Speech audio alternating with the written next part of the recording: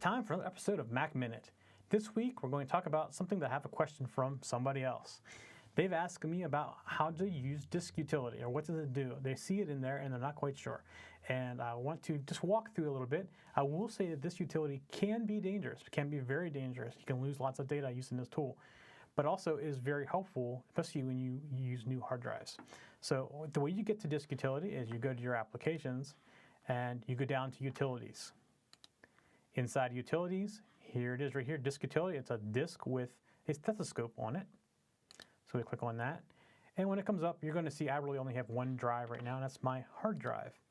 And when you click on the hard drive, you can see I can give it first aid, which I've never really had to do before, so I can't tell you how to use this. But if you have a new drive, you can go in and erase it and format it. Or if you have an old drive that you want to make new, you can do that as well. If you have a RAID set up in your Mac Pro, this is also a way you can come in and do your RAID. And you can also do restore.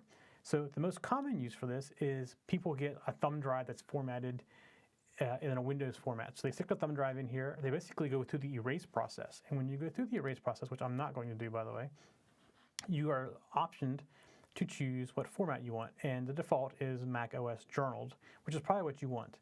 Now, if the thumb drive is going to be used for things other than the Mac, you do not want that. You probably either want FAT or FAT extended. The problem with a FAT file system is it's limited in size, and the file size is very limited. The FAT extended gets past that problem.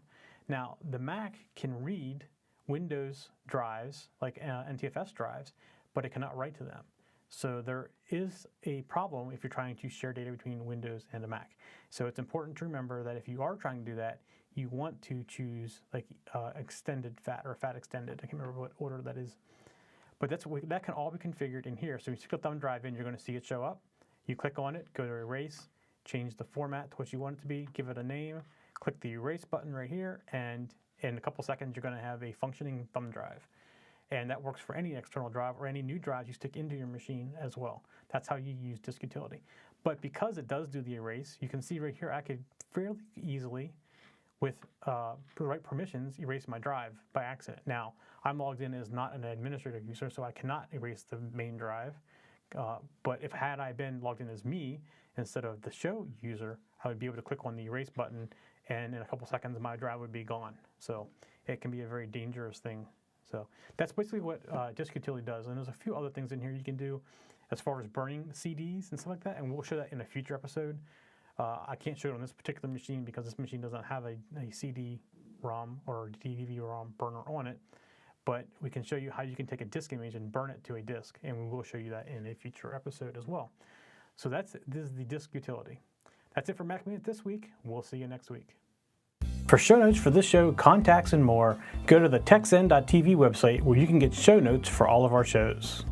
We love to hear from our viewers and listeners. We have an email, a Twitter, and a phone number where you can contact us for each show. For details, visit the techzen.tv website and get the show details.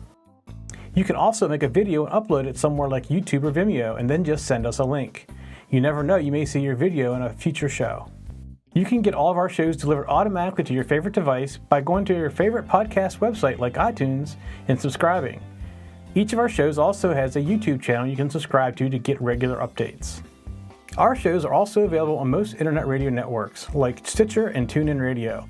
You can also watch and listen to our shows on Xbox, TiVo, and Roku. You can even find us on your Zune.